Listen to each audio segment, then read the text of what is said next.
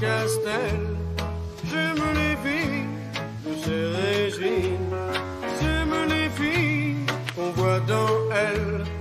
J'aime les filles. Quel bon résumé de ma pensée unique. Bonjour mesdames, merci d'être là. 9h moins le quart, nous sommes vendredi 9 mars et comme tous les vendredis, nous avons Laura qui est là pour nous faire un petit résumé de la semaine sur la toile. Exactement, et il y a beaucoup de choses qui se sont passées sur la toile. Je vous propose qu'on attaque direct et je vais vous emmener pour voir ce qui a fait le buzz. Et effectivement, il fallait vivre dans une grotte au fin fond du Larzac pour ne pas avoir su que c'était la journée de la femme. On en a évidemment beaucoup parlé et c'était normal qu'à Télématin, on leur rend hommage puisque 80% des journalistes, productrices, scripts sont des femmes ici à Télématin. Et on commence avec une chef étoilée, Hélène Darroze, qui s'est vue consacrer non pas d'une étoile, mais d'une poupée. Voilà, elle a désormais la célèbre poupée américaine dont on terra la marque à son effigie. C'est la deuxième française après Laure Manodou, qui l'avait été déjà avec sa poupée en 2010. Femme toujours, et je vous emmène en Italie, au Vatican, pour parler des nonnes qui se rebellent.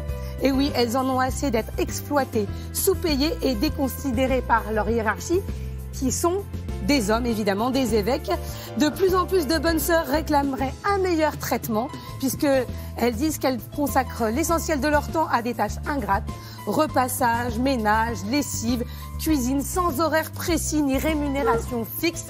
Il est temps que ça change, donc on est de tout cœur avec elles.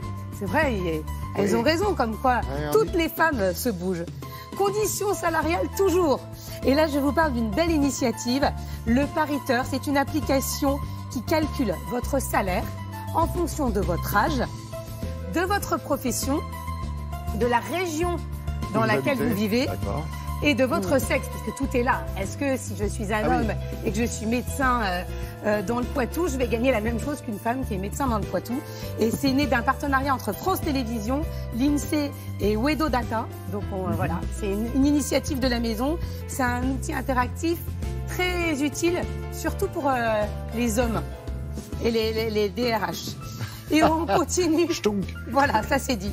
Avec un compte Instagram à suivre, celui de Daniela Vega. Charlotte connaît sûrement Daniela Vega, puisqu'elle a suivi assidûment les Oscars. Il s'agit de cette actrice chilienne qui est la première actrice transgenre à avoir présenté les Oscars. Puisque depuis, c'était un homme, c'est désormais une femme. Et elle est très célèbre et très suivie sur son compte Instagram. Il y a de très belles photos. Et sans transition, je voulais vous parler d'une jolie initiative d'un collectif de femmes bretonnes qui tentent depuis quelques semaines à communiquer autour d'un sujet un peu tabou, le clitoris. Elles ont créé le hashtag WonderClito. Le but, il y a forcément un objectif, c'est de sensibiliser à toutes les mutilations faites aux femmes. Plus de 200 millions de femmes sont concernées dans le monde.